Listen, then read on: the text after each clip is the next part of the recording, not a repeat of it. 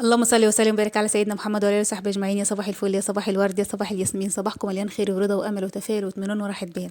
تعالوا نبدا الفيديو بتاعنا كده على طول من غير اي مقدمات ومن غير ما نشوف كده ايه مقدمه طويله عريضه. لا، هنبتدي بيها كده على طول. معانا النهارده نوعين من العيش هنعمله مع بعض من اول ما نخلنا الدقيق لحد ما طلع معانا في الاخر العيش الجميل بتاعنا الفلاحي اللي دايما بيجيبنا البيت خير وبركه. ودايما يا سلام بقى على ريحه العجين في البيت، حاجه كده يعني مش قادرة أقول لكم يعني مالية البيت خير وبركة كده. يعني بتحسي براحة نفسية، بتحسي بأمل في الحياة إن في ريحة عجين في البيت.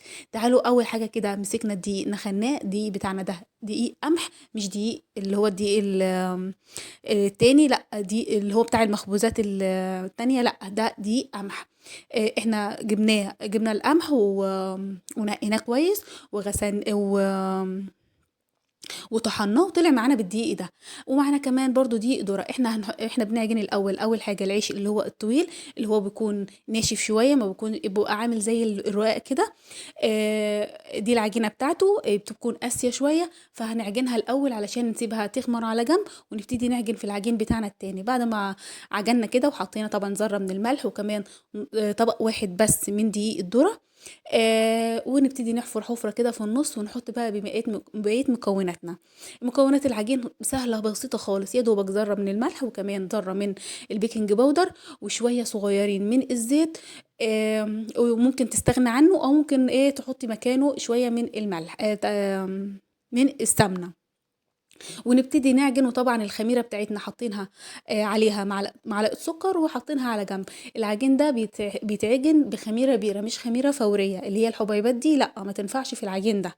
لا، احنا بنعملها بالخميره البيره. دايما بتبقى موجوده في المحلات بتاعه اللي هي مستلزمات الكيك اللي هي بتاعه المخبوزات اللي احنا بنجيب منها الحاجات اللي هو بتكون عنده الدقيق والحاجات دي. ونبتدي نعجن كده. وطبعا الميه بتاعتنا دافيه، مايله للسخونه ما بتكونش سخنه. ونبتدي نعجن لحد ما العجينه بتاعتنا بتقسى كده شويه، وننزل عليها بشويه لبن علشان القيمه الغذائيه كده تعلى والعيش بتاعنا يكون طعمه حلو، ويكون اللبن بيديله طعم اللبن كده فيه بيبقى لذيذ وطعمه حلو. ونبتدي نعجن بقى لحد ما العجينه بتاعتنا تتلم معانا، الدقيق بتاعنا يتلم كده يكون عجينه واحده. ونلته زي ما انتم شايفين كده، بننزل فيه بايدينا الاتنين ونضربه بالبوكس. بنضرب فيه كده بالبوكس ونقلب اللي فوق تحت واللي فوق واليمين واللي الشمال يمين وكله لحد ما يبقى معانا عجينه واحده زي ما انتم شايفين كده. ننزل عليها بقى بالخميره اللي احنا حاطين عليها السكر بعد ما خلاص بقى ابتدينا ان احنا اخر حاجة هنعملها هي الخميرة. بنحطها ونديها ضربتين ثلاثة كمان لحد ما الخميرة كلها تت... تتقلب في العجينة. ونركنها على جنب لحد ما تخمر معانا علشان نبتدي نقطعها. بس هنسيبها بقى على جنب تخمر، ونجيب الدقيق بتاعنا التاني اللي احنا هنعمل العيش التاني بقى، لان احنا العجين كله لازم يخمر. بعد ما نخلنا كمية الدقيق بتاعتنا زي ما قلنا، انا حطيت كمية من دقيق الغلة او دقيق القمح عليه شوية صغيرين، يا دوبك نص طبق او كوباية بكوباية دقيق الذرة. وننزل بقى بالمية السخنة اللي هي مايلة برضو للسخونة، الدافية مايلة للسخونة. وننزل كده نعجن. العجين ده بقى بتكون العجينة بتاعته سايلة شوية، مش زي التاني جابسة وان انت تلتيها قوي كده، لا. العجين بيختلف عن التاني لان العيش بيختلف عن التاني. بعد ما عملناها كده وحطينا عليها بقية مكوناتنا كلها، طبعا ذرة من الملح وشوية صغيرين من البيكنج باودر. وبعد ما عجناها كده وطبيناها كام طبه كده زي ما انتم شايفين كده، بننزل عليها بالخميره بتاعتنا اللي حطينا عليها برضو السكر. ونقلبهم كويس لان العجينه دي طريه. ونروح جايين عاملينها كده نعمل فيها فقاقيع علشان العجين بتاعنا العيش بتاعنا يكون وشه منور كده وشكله حلو، ويكون طعمه كمان طري، ويكون طري وكمان حلو. لازم يتعجن كويس ويتلت كويس. بعد ما عملناه كده هنركنه برضو على جنب نسيبه يخمر. ونرجع تاني للعجين الاولاني اللي احنا سيبناه يخمر. جبنا صينيه رشينا عليها شويه من الدقيق. وجبنا صينيه تانية حطينا فيها شويه برضو من الدقيق.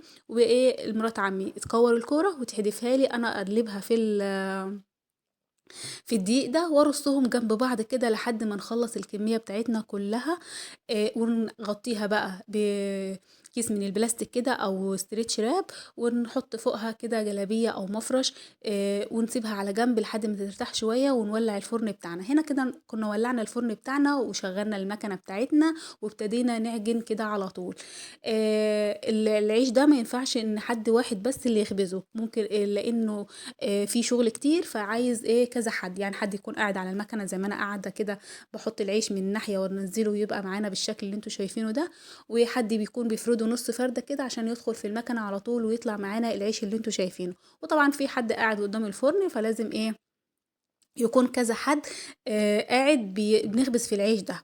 فزي ما انتوا شايفين كده بنطلع العيش، بنمسك الكور اللي احنا عملناها نفردها نص فرده بالنشابه الصغننه دي، ونروح جايين حاطين في المكنه، تطلع معانا العيش الطويل ده. طبعا المطارح بتاعتنا وطبعا الفرن بتاعنا شغال، قاعد قدام مرات عمي بتحط العيش في الفرن وبتطلعه مستوي، وانا كمان بشغل المكنه وبطلع واحط لها العيش على المطارح دي. وطبعا اختي حاطه العيش بتمسك الكور، بتروح جايه فردها نص فرده. تعالوا شوفوا بقى العيش هنا، يا دوبك بنحطه كده على في النص، يا دوبك يبتدي يرفع كده، نروح جايين راكنينه على الجناب يستوي كده من الجناب، ياخد لون. في النص بتكون النار متركزه اكتر، فبن بنروح جايين يستوي، ونروح جايين لفينها على الجنب علشان ياخد اللون اللي انتوا شايفينه ده. تعالوا شوفوا هنا العيش عامل ازاي، لونه وكمان طعمه طري، ممكن تنشفيه عن كده ويبقى معاكي ناشف شويه زي الرقاق، وتاكليه زي الرقاق كده، لكن احنا عايزينه طري. تعالوا بقى للعيش التاني، جبنا صينيه فردنا عليها شويه من الرده وشويه من الدقيق، ونجيب العجين بتاعنا بعد ما خمر. وبقى زي ما انتوا شايفينه كده، شايفين هو سايل سايل، يعني هو سايل بس مش سايل قوي ان هو ميه، لا هو سايل نص سايله كده زي ما انتوا شايفينه كده. جايبين طبق كمان وحاطين فيه شويه من الدقيق الميه، وحاطين فيها شويه من الزيت. ونبتدي بقى نقرص العجين بتاعنا ونحطه على الصينيه علشان يبتدي يرتاح، علشان نخبزه لما ندخله الفرن يبقى معانا. هتشوفوه دلوقتي عامل ازاي، بصوا روعه حاجه كده، خطير. هنقرصه بقى ونحطه على الصينية على جنب ونبتدي نخبزه.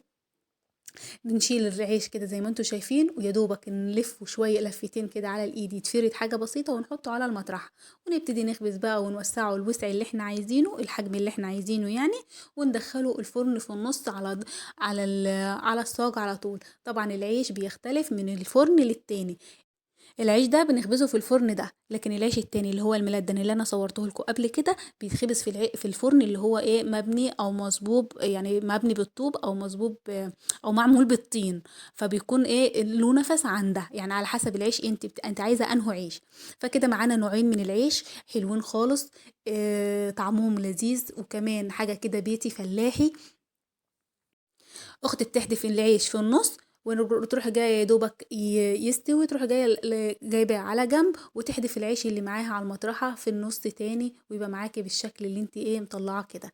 وتبقى لو في حرف منه مش مستوي، تروح جايه مدخله تاني على الحرف الناحيه اللي ما استوتش تستوي، وتطلع معانا العيش اللي انتوا هتشوفوه دلوقتي. شايفين الجمال، وشه احمر كده، وكمان الظهر بتاعه وطري وجميل. وكده الفيديو بتاعنا النهارده خلص، يا رب الفيديو يكون عجبكم. لو الفيديو عجبكم ما تنسوش لايك وشير وسبسكرايب لمطبخ سمسم عشان يوصلك كل فيديوهاتي، وكمان ما تنسينيش في كومنت لذيذ من كومنتاتكم الجميله. شايفين العيش وجماله، هو ده العيش الفلاحي اللي يملى البيت خير وبركه.